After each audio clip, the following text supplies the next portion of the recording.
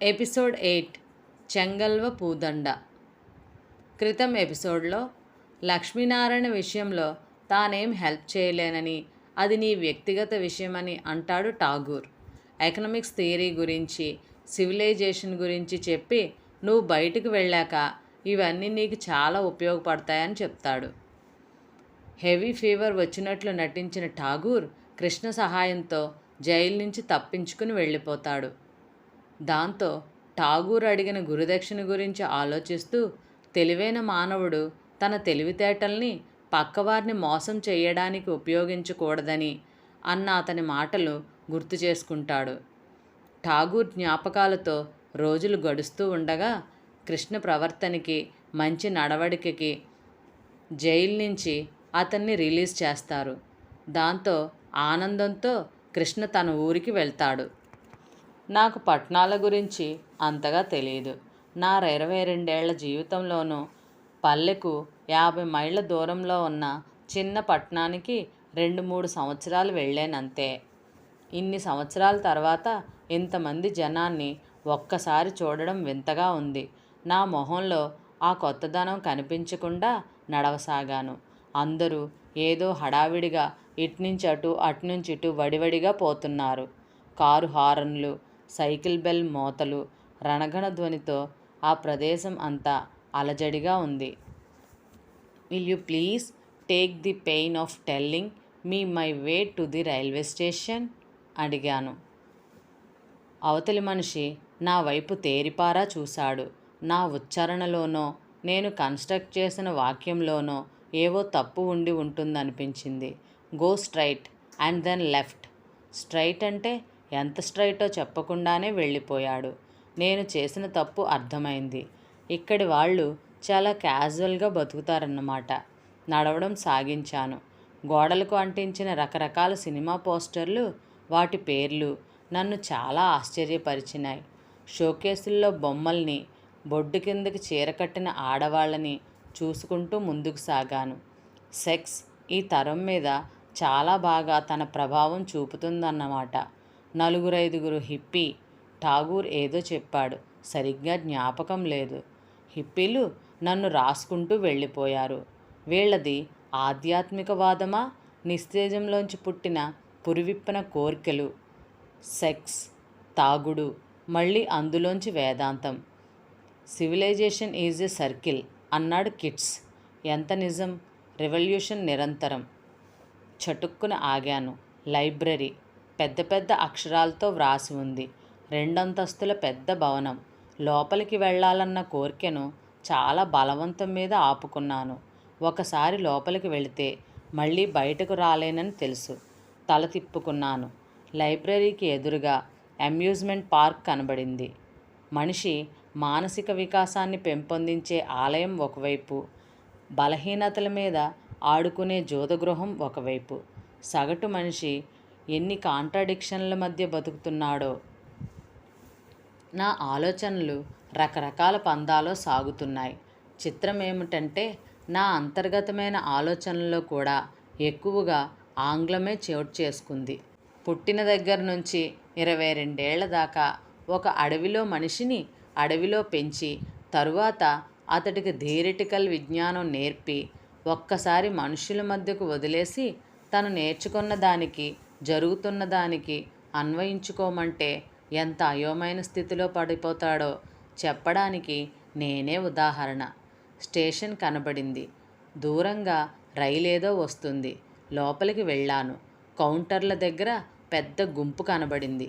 కిటికీ పైన ఉన్న బోర్డులు చదువుతూ నేను వెళ్ళవలసిన బుకింగ్ దగ్గరకు చేరుకున్నాను. దాని ముందు దాదాపు 25 మంది ఉన్నారు. ఒకళ్ళ మీద ఒకళ్ళు పడి కుమ్ములాడుకుంటున్నారు.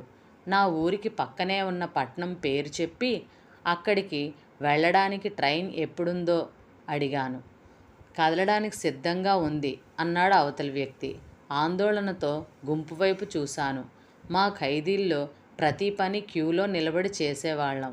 క్రమశిక్షణ ఏమాత్రం తప్పినా లాఠీలు మా శరీరం మీద నాట్యం చేసేవి. ఈ ప్రజల్లో ఆ మాత్రం శిక్షణ కూడా కనబడలేదు. వీళ్ళకది నేర్పాలంటే ఎంతకాలం జైళ్లలో పెట్టాలో. అవతలి వ్యక్తి నా సంశయం గమనించినట్టున్నాడు.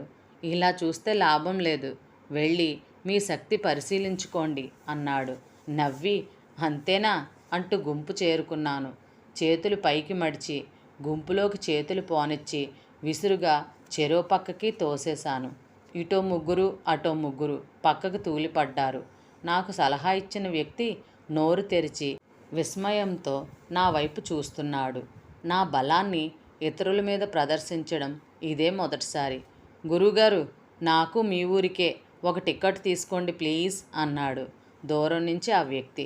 అలాగే అని అరిచాను. నా వెనక వాళ్ళు అదేదో అతి సామాన్యమైన విషయం అన్నట్టు నా వెనక మళ్ళీ సర్దుకున్నారు. గంట కొట్టారు. మళ్ళీ కలకలం రేగింది. ఇంకోసారి చేతుల్ని మోచేతుల్ని ఉపయోగించి కిటికీ దగ్గరికి చేరుకున్నాను. నిమిషంలో టికెట్లు తీసుకుని బయటపడ్డాను. అతని టికెట్ అతనికి అందించి ప్లాట్ఫామ్ మీదకి పరిగెత్తాను. ఒక నిమిషం తర్వాత నెమ్మదిగా రైలు కదిలింది. ఏదన్నా గొప్ప విషయం తొందరలో జరగబోతూ ఉంటే దాన్ని గురించి ఆలోచిస్తూ అనవసరంగా బీపీ పెంచుకోకు. దాన్ని మర్చిపోయి మిగతా విషయాల మీద ధ్యాస కేంద్రీకరించు అనేవాడు ఠాగూర్. అందుకే ఎంతసేపు మనసును అదుపులో పెట్టుకున్నాను. ఇక సాధ్యం కాదు. ఒక్కసారిగా ఆనకట్ట వదిలేసరికి పార్వతి తాలూకు జ్ఞాపకాలు ఉప్పెనలా వచ్చి పడ్డాయి. బస్సు దిగి చుట్టూ పరిశీలించి చూశాను. కొత్తగా బస్టాండ్ కట్టినట్లున్నారు. ఇంతకు ముందు లేని కిళ్ళీ కొట్లు, హోటళ్ళు వెలిసినాయి. నిమిషం సేపు అలాగే నిల్చుని నాకు తెలిసిన వాళ్ళెవరైనా కనబడతారేమోనని పరకాయించి చూశాను. అందరూ కొత్త కొత్త మనుషులు. కాలం చాలా తొందరగా నా పల్లెని మార్చేసింది. మనసు చాలా వేసిలేటింగుగా ఉంది. పార్వతి, పార్వతి, పార్వతి అదొక్కటే కాదు, మనసుని ఉత్సుకతతో నింపేస్తుంది. ఆ రోజుకు ముందు రోజు పార్వతి నాకు చెప్పిన విషయం, అది సరదాగా నన్ను తొందరపరచడానికి చెప్పిందా లేక నిజమేనా? నిజమైతే నా కొడుక్కో కూతురుకో ఇప్పుడు స్కూల్కి వెళ్ళే వయసు ఉంటుంది. అడుగులు అప్రయత్నంగా వడివడిగా సాగాయి. కానీ ఎటు వెళ్ళను, ఎవరిని అడగను? నావాడు అనుకున్న బాబాయ్ మోసం చేశాడు. చిన్నతనం నుంచి స్నేహితులు నాకట్టే లేరు. తెలిసిన వారెవరైనా కనబడతారేమోనని ఆశగా చుట్టూ చూస్తూ నడవసాగాను. నా ఆశ తీరలేదు. నెమ్మదిగా నడుస్తూ ఊరు చివరికి వచ్చి మా ఇంటి దగ్గర ఆగాను. కూలిపోయి శిథిలావస్థలో ఉన్న పాక వెక్కిరిస్తూ ఉంది. చుట్టూ పిచ్చి మొక్కలు ఇష్టం వచ్చిన రీతిలో పెరిగాయి. గడ్డి దుబ్బులు దుబ్బులుగా పెరిగి ఆ ప్రాంతాల్లో ఎవరూ తిరగడం లేదు అన్న విషయాన్ని నిరూపిస్తుంది. క్రింద జాగ్రత్తగా చూసుకుంటూ పాకని సమీపించాను. కొంచెం పెద్ద వర్షం వస్తే పూర్తిగా నేలమట్టం కావడానికి సిద్ధంగా ఉంది. ముందు తలుపులు ఎవరో పీక్కుపోయినట్టున్నారు. ద్వారం ఖాళీగా ఉంది. దగ్గరగా వెళ్ళాను. నా అడుగుల చప్పుడికి పొదలోంచి ఉడత ఒకటి దూరంగా పారిపోయింది. తల బాగా వంచి లోపలికి అడుగు పెట్టాను. అడుగు వేయగానే కాలి కింద ఎత్తుగా దుమ్ము లేచింది. ఏదో జంతువు చచ్చిపోయిన వాసన వేస్తుంది. బయట అంతా నిశ్శబ్దంగా ఉంది. దూరంగా ఎక్కడో కాకి ఉండి ఉండి అరుస్తుంది. చుట్టూ చూశాను. ఒకవైపు చూశాను. ఒకవైపు గోడ పూర్తిగా పడిపోయింది. పైకప్పు కేవలం 4 చీలిపోయిన స్తంభాలపైన నిలబడి ఉంది. ఈ పాకలోనే ఒక స్త్రీ మాతృత్వాన్ని సిద్ధింపచేసుకుని అడవిలో దొరికిన ఒక అనాథుణ్ణి పెంచి పెద్ద చేసింది. ఈ పాకలోనే నేను ఆ ఒడిలో కన్నతల్లి ఎవరో గుర్తు లేకుండా పెరిగాను. ఈ పాకలోనే నేను పార్వతి చిన్నపిల్లల్లా దెబ్బలాడుకుంటుంటే ఆ తల్లి నవ్వుతూ మమ్మల్ని కోప్పడేది. ఏమైంది ఆ తల్లి? ఎక్కడున్నాయి నన్ను ఆప్యాయంగా సాకిన చేతులు? ఆలోచనలతో తల పగిలిపోతుంది. మూలగా ఏదో తళుక్కుమంటే ఒంగును చూశాను. గాజుముక్క. దాని క్రిందే దుమ్ములో రంగు పోగొట్టుకున్న రాములవారి విగ్రహం కనబడింది. ప్రతిరోజు దానికి దండం పెట్టేవాణ్ణి. ఏ రోజన్నా మర్చిపోతే అమ్మ తిట్టేది. బొమ్మ జేబులో పెట్టుకున్నాను. బయట ఏదో చప్పుడయింది. తల బయటకు పెట్టి చూశాను. తొందరగా వంగడం వల్ల పైకమ్మి కొట్టుకుంది. అగంతకుణ్ణి వింతగా చూసిన కుక్క తోకాడించుకుంటూ వెళ్ళిపోయింది. బయటకొచ్చాను. 22 ఎండ నుంచి వాన నుంచి మమ్మల్ని కాపాడిన ఆ పాక సామ్రాజ్యాలు కోల్పోయి చరిత్ర పుటల్లో శిథిలమైన కోటలా ఉంది. ఒకప్పుడు ఈ ఇంటి ముందు ప్రతిరోజు ముగ్గులు ఉండేవి. బంతిపూలు విరగబూసేవి. నా చేతులతో నేను స్తంభాలు పాతికట్టిన పాక. భరించలేనంత దుఃఖం గుండెల్లోంచి పెళ్ళిబుకింది. అతి కష్టం మీద అదుపులో పెట్టుకుని వెనుదిరిగాను. మళ్ళీ ఊరివైపు నడక సాగించాను. దారిలోనే బాబాయి కలపకొట్టు. బాబాయికి కనబడడం ఇష్టం లేదు. దూరం నుంచే అడితిని పరిశీలించాను. బాగా అభివృద్ధి చెందినట్లుంది. ఎత్తుగా కర్ర మీద కర్రలు పేర్చి కనబడుతున్నాయి. చాలామంది కూలీలు సామీలు కోసిన కర్రల్ని ఎత్తుకొని వరుసగా పేరుస్తున్నారు. 3 సామిల్లులు ఒకేసారి పనిచేస్తున్నట్టున్నాయి. వ్యాపారంలో బాగా నిలదొక్కున్నాడన్నమాట. అంతకుముందు ముగ్గురం, నేను, ఇస్మాయిల్, రాముడు పనిచేసేవాళ్ళం. పరకాయించి చూశాను. వాళ్ళిద్దరూ కనపడలేదు. ఎక్కువసేపు అక్కడుండడం నాకిష్టం లేదు. కదిలాను. పార్వతి ఇంటివైపు అడుగులు వేస్తుంటే నా గుండె వేగంగా కొట్టుకోసాగింది. తండ్రి చనిపోయినా ఒంటరిదైన పార్వతి నా తల్లి దగ్గరకు వచ్చేసి ఉంటుందని అనుకున్నాను. కానీ శిథిలమైన పాక నాలో ఆలోచన కలిగించింది. నాకన్నా పార్వతి స్థితి ఆర్థికంగా కొంచెం మెరుగైంది. బహుశా నా తల్లినే పార్వతి ఆహ్వానించిందేమో. ఈ ఆలోచన ముందే రానందుకు నన్ను నేను నిందించుకున్నాను. వీధి మలుపు తిరగగానే మొట్టమొదట ఎత్తరుగుల ఇల్లు పార్వతిది. ఇల్లు దగ్గర పడుతున్న కొద్దీ రక్త ప్రసారం ఎక్కువవుతుంది. అడుగులు తొందరగా వేస్తూ దాదాపు పరిగెత్తుతున్నట్లు నడవసాగాను. పార్వతి, నా తల్లి, కొడుకో కూతురో వీళ్ళందరినీ కలుసుకోబోతున్నా. నా నుదుటి మీద చెమట పట్టింది. నాకు చాలా పరిచయమైన దారి అది. దానికి ఇరువైపులా వచ్చిన మార్పుల్ని గమనించే ఓపిక లేదు. వీధి మలుపులోనే దృష్టిని కేంద్రీకరించాను.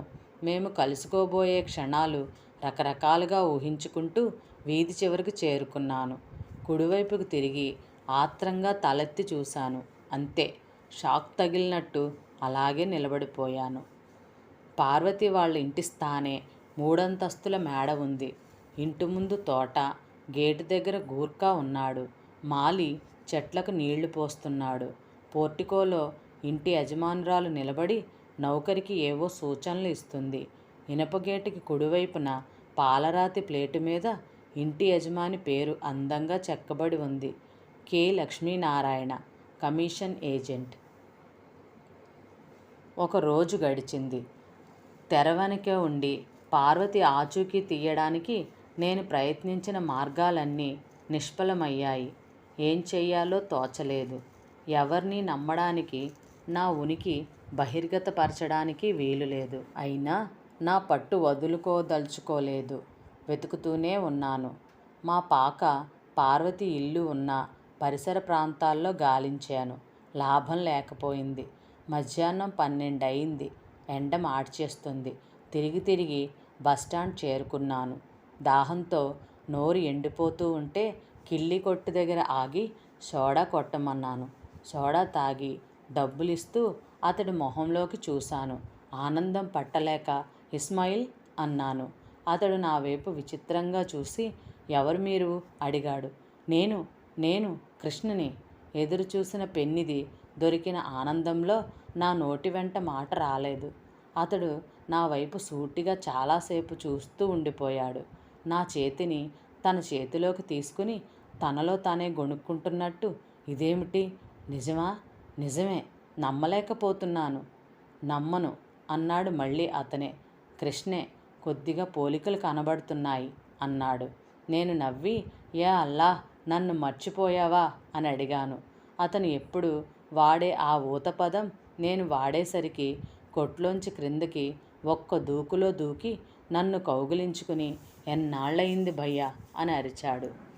కొట్టువైపు తిరిగి పైనుంచి తలుపులాగి తాళం వేసేశాడు. నేను ఆశ్చర్యంతో అదేమిటి అన్నాను. పద ఇంటికి పోయి మాట్లాడుకుందాం అన్నాడు నా భుజం మీద చెయ్యి వేసి తీసుకెళ్తూ. ఇస్మాయిల్ ఇంట్లో. అది భయ్యా జరిగింది అన్నాడు భోజనం చేసి కూర్చున్నాక. అయితే నువ్వు సరిగ్గా చెప్పలేవన్నమాట అన్నాను. అసలు పార్వతి ఇక్కడికి రాలేదు భాయ్. మరి తండ్రి చనిపోయాక ఇంకెవరున్నారిక్కడ? అందుకే పట్నంలో బంధువుల ఇంట్లో ఉండిపోయింది అనుకున్నాం అందరం. మరి తండ్రి శవాన్ని చూడటానికైనా రాలేదా? శవం ఎక్కడుంది భయ్యా? కొయ్యడానికి పట్నం తీసుకుపోయారుగా. మీ బాబాయి అక్కడే దాన్ని కాల్పించాడు. మరి ఇల్లు? అది లక్ష్మీనారాయణ కొనుక్కున్నాడుగా. డబ్బు పార్వతికి ఇచ్చినాడంట. పట్నంలో తండ్రి పోయాడనగానే పార్వతి మూర్ఛపోయిందంట. 2 రోజుల వరకు స్పృహ లేదంట. స్పృహ వచ్చాక అసలు ఈ ఊరే రానందట. తనకెవరూ లేరని, ఇంకా ఆ ఊరికి తనకి సంబంధం లేదని అన్నదట. ఆవేశంతో నా దవడ కండరాలు బిగుసుకున్నాయి. మరి నేనేమయ్యానట అన్నాడు కసిగా. తండ్రిని చంపింది నువ్వేనని తెలిసి ధూ అని ఉమ్మేసిందంట.